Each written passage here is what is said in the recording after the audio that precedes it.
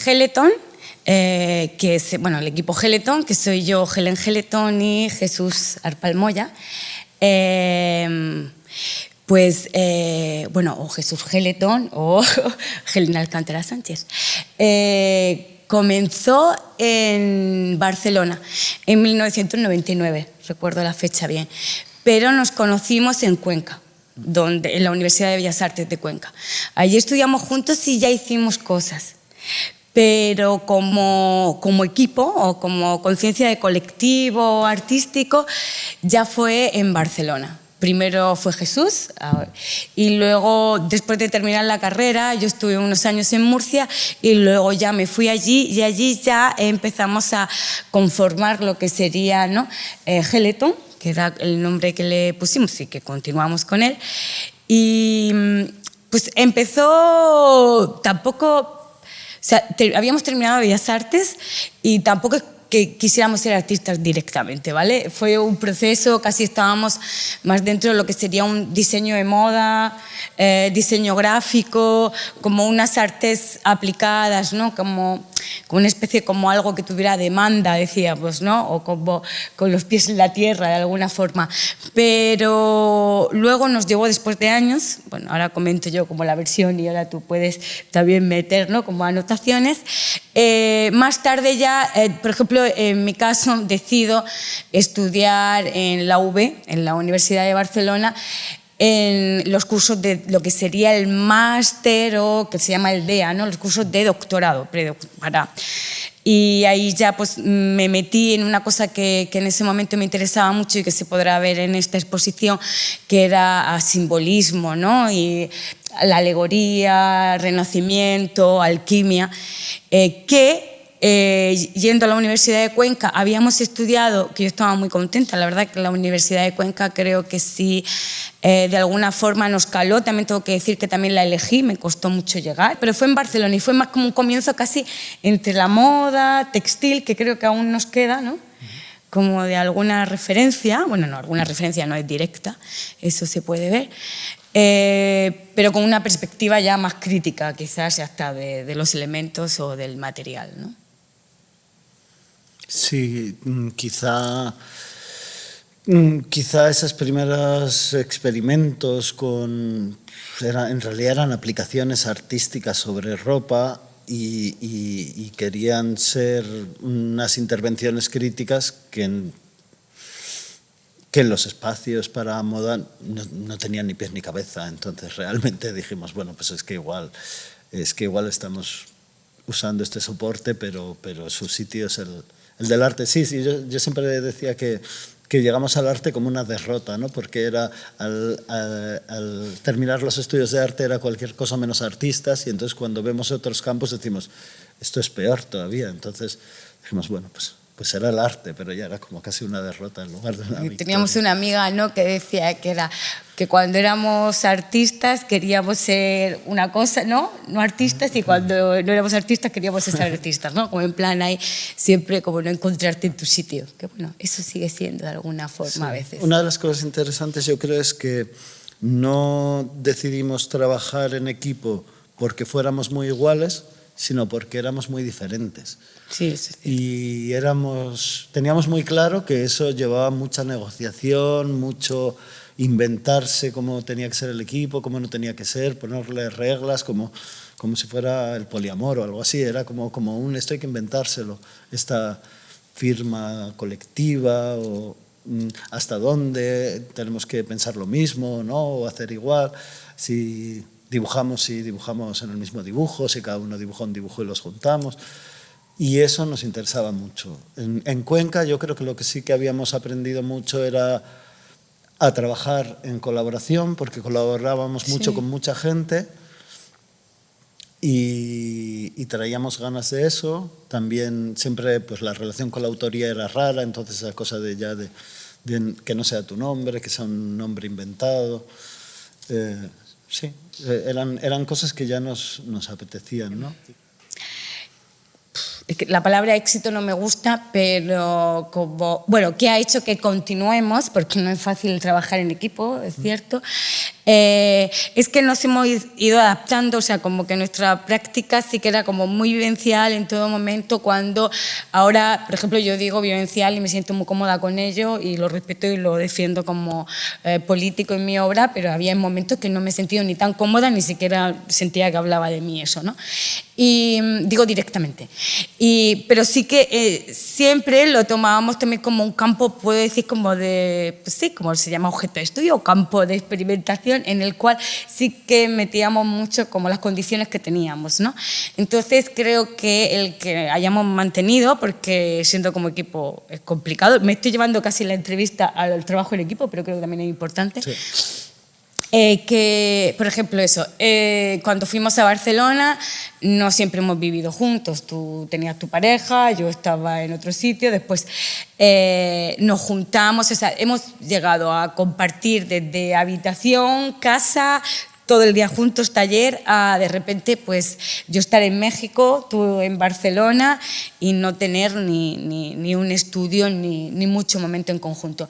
Y esto ha respondido también desde los materiales que utilizamos. Al principio podía ser fotografía o hacer una instalación con baldosas, ¿no?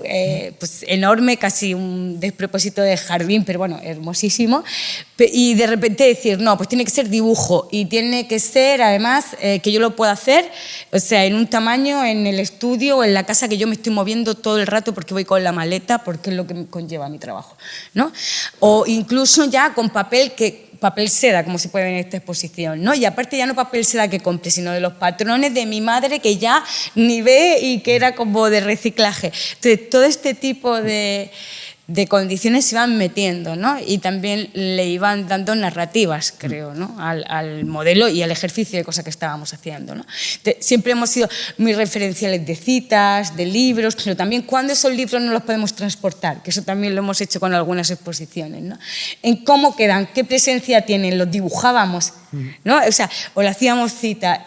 Y era una cita más que se podía cantar, ¿no? O una cita que de repente se podía decir de memoria. O sea, con todo eso hemos jugado y eso es lo que nos ha permitido seguir siendo Geletón, creo también. Sí, ir adaptándote todo el tiempo, ese movimiento, ¿no?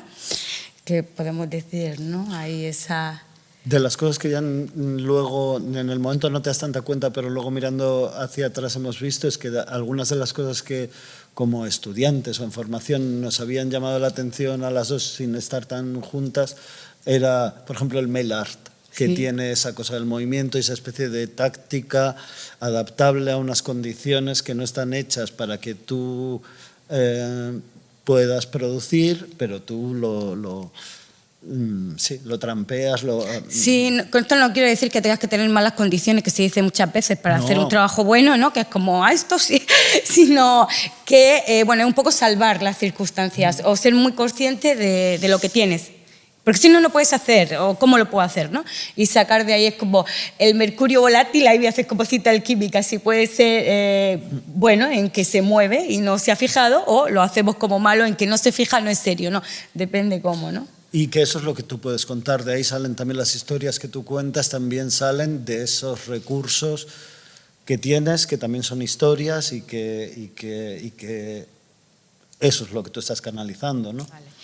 Pues la exposición que tenemos ahora, ¿no? En el Centro Párraga, podría decir que, bueno, sí, recoge muchos años de trayectoria porque es con varios temas, pero uno de los temas principales es este simbolismo o lectura de las flores, con muchas perspectivas, desde lo decorativo, desde lo ornamental, bueno, incluso como fármaco, como poder, como magia. Es una de las cosas que iremos viendo porque he ido pasando muchos capítulos, pero comienza con lo que serían Las lilas de Geletón, que era un libro de poemas de mi adolescencia, con unos dibujos simbólicos, ¿no? Y de ahí iban saliendo ya el textil, o sea, como que esos lenguajes se iban acoplando en música, en texto, en dibujo, y volvían, ¿no? Luego a ser baile, a ritmo, hay como un juego ahí con casi lo popular, o podemos decir una tradición, pero como un poco como de conocimiento, o podemos decir también de alguna manera pues como análisis de la identidad o reconocimiento, pero cambiando, ni siquiera identitaria. Ahí ya me meto un poco en líos. Yo diría que son repertorios feminizados, que no sé si son femeninos o no, pero son feminizados. O sea, son determinados saberes, determinadas prácticas artísticas, determinados imaginarios también, que han sido desplazados al lugar simbólico de lo femenino, donde caemos mucha gente, sí, muy diversa. Claro. Y de alguna manera desde... ahora estamos recapitulando lo que llamamos historia política de las flores, que ya el título ahí ilustra un poco, no es como una exposición de flores, pues dices, pero es que es la historia política. Dices, a ver... Ya de entrada, un artista que dibuja flores no parece que vaya a ser política, ¿no? Entonces ya solo juntar esto en la misma frase ya estamos ahí poniendo sobre la mesa un poco la cosa. Y estos son 10 años los que llevan ahora de dibujos, performance, etcétera, pero es que antes de esta historia política de las flores estaba lo que tú contabas de este otro proyecto anterior, Las Lilas de Geleton, que empieza prácticamente en el 99 como idea, cuando nos juntamos. Entonces son como 10 años de Las Lilas de Geleton, que era revisitar nuestro, digamos, arte adolescente, nuestra idea de la belleza adolescente, que eran repertorios femeninos de flores, blondas, etcétera. Y bueno, incluso de una historia del arte, podemos decir, occidental, neoclásico, renacimiento, o sea, muy en una base, ¿no? De esta hay algo con la blanquitud ahí también. Sí, con lo que tú consideras, ¿no? Un romanticismo incluso, ¿no? Un acercamiento que luego empieza con una adolescencia apasionada incluso y como bien apasionada que es, luego se encuentra con todas sus durezas, que eso se puede ver en la exposición, ¿no? Que son palabras como amables a primera, luego son insultos resignificados, luego, o sea, hay todo un juego ahí de encuentros y desencuentros, ¿no? Con esa idea de lo que es el arte, que aún yo en algunos momentos la sigo manteniendo, claro. Y que creo que nunca no pasas de... Al final nos salimos con la nuestra y dibujamos flores, pero son flores que se piensan, son flores que saben que están feminizadas, que están en unas políticas, y esa es la cuestión, ¿no? Es como, ¿qué pasa con este imaginario? Lo intentamos... como renegociar un poco, ¿no? También siempre hemos trabajado mucho como renegociando repertorios, ya sean de poesía, de música, de visuales, que te vienen dados ya, ¿no? Entonces, como con ese legado, ¿tú qué haces? De hecho, se llama la exposición, la hemos titulado esta vez, El problema con las flores, ¿no? ¿Qué problema es el de las flores, no? Porque muchas veces se gasta esa broma, ¿no? Que dibuja flores, pintas flores, ¿no? Y hay como algo despectivo. O las pancartas, que son como insultos. Hay una que se llama manflora, otra que es floripondio, otra que es desflorar, o sea, en el mismo lenguaje que le pones delante, que le pones detrás, para que la palabra flor tenga esas connotaciones, ¿no? Y igualmente así con muchas citas. Por ejemplo, hay una referencia directa, que esto viene de Las Lilas de Geleton, que lilas es primer amor, ¿no? O esta cosa de pureza, que venía de... Bueno, era una cita directa a la novela de Las Vírgenes Suicidas de Jeffrey Eugenides, ¿no? Que es esta cosa más adolescente, que es como las referencias casi directas, pero que luego recogíamos un material más propio, que era, pues, si yo tengo también esto en mis diarios, entonces, y de ahí íbamos sacando, ¿no? Entonces, hay una pancarta ya que es como de Las Lilas al proyecto de historia política de las flores, que es y las lilas se volvieron violetas, o sea, una flor que es inocencia, ¿no? Que es blanca, que es como pureza, de repente es como una señora flor, porque es la violeta, es como pasa otro paso, ¿no? Eso en primera referencia de simbolismo de flores jardín, pero luego hay las cartas del tarot, ¿no? Que ya lo que recogen son alegorías de alquimia, de... pues, medicina, ¿no? Lo que es el fármaco, veneno, y, o sea, lo que te cura te mata, etcétera, ¿no?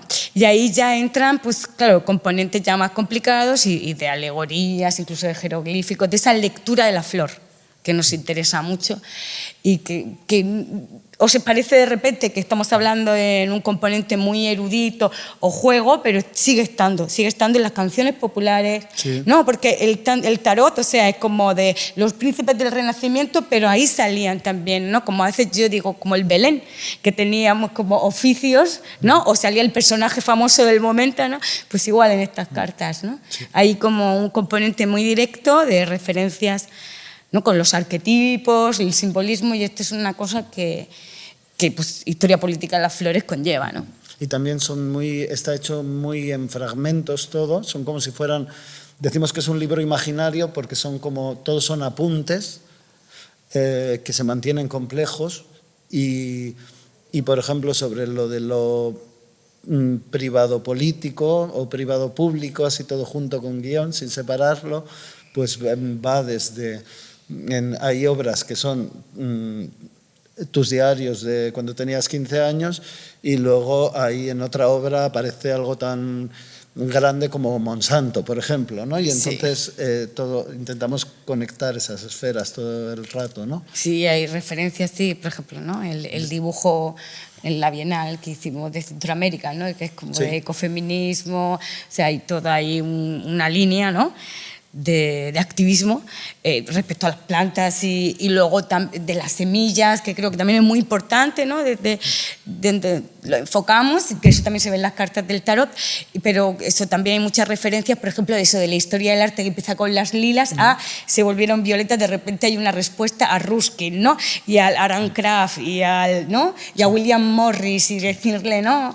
A Ruskin, pues resulta que sí puede haber flor sin espina, ¿no? Es como te haces mayor y entonces una referencia que ha sido para ti, a lo mejor la base de todo es como eso, lo que decía yo, encuentros y desencuentros, de repente tú le puedes responder, es como, a mí me parece ahí como una cosa como, no te haces adulto, pero puedes responder a la cita, que ha sido siempre la que repites, pero desde otro punto, ¿no? Hay un dibujo pues, dedicado de repente pues, a Effie Gray, que era su pareja, ¿no? O a Elizabeth Siddal, que era también una pintora, por la cual no conocemos tanto prerrafaelita. Hay como... pues un contar otra vez la historia, que esto es lo que hacía yo también en los talleres de collage, que hice una aquí en el CENDEAC de collage histórico, ¿no? Que cómo también a veces contamos las historias y desde qué perspectiva. Sí. Entonces, aquí también eso, hay una fase de las lilas, eso, a las violetas, al Aran Kraft, pero también desde dónde, ¿no? Y cómo me representa, o sea, hay toda una elaboración. Respecto a, por ejemplo, como situación visual de una exposición, qué mirada es esa, si la flor está hecha para ser vista, si la flor te ve. Nosotros nos identificaríamos con la flor, ahí, con la modelo del pintor en vez de con el pintor, ¿no? Y hacemos esa respuesta un poco, ¿no? Y respecto a las artes decorativas también, por un lado, esa relación que tenemos de respeto, de admiración y de fascinación, pero también sabemos lo complicado que es, por ejemplo, el tema del bordado para muchas mujeres, porque ha sido obligatorio y como casi un instrumento casi de represión y de tortura, pero al mismo tiempo tiene una gran dignidad como arte, ¿no? Como, bueno, pues todas ahí entra tensiones. Todo lo complejo, claro, de la política, de ahí reconocimiento estamos. Casi. En esas tensiones estamos. Pienso que a partir de esta exposición, como un paso siguiente, que me gustaría más después de haber visto esta, sería sacar las cartas del tarot en una serie, o sea, en una edición que sea vendible en tienda, y para que pueda tenerla más gente, o sea, que no sea muy cara. Y luego también un proceso en esas capas, por fin vestirlas como esas vírgenes, ¿no? En porcelana es una de las cosas que tengo como esa obsesión, esos golem de barro, las niñas, ¿no? Esas vírgenes suicidas con esas capas que tenemos bordadas. También en esta exposición hay un dibujo de gran formato que está hecho con muchos dibujos de pequeño formato juntos, es como una especie de alfombra en el suelo y ya está tendiendo ese papel casi a ser como un tejido, ¿no? Entonces seguir por ahí con esta idea de dibujos que son casi como telas, como alfombras, como cortinas, como aplicaciones así textiles, digamos. Sí.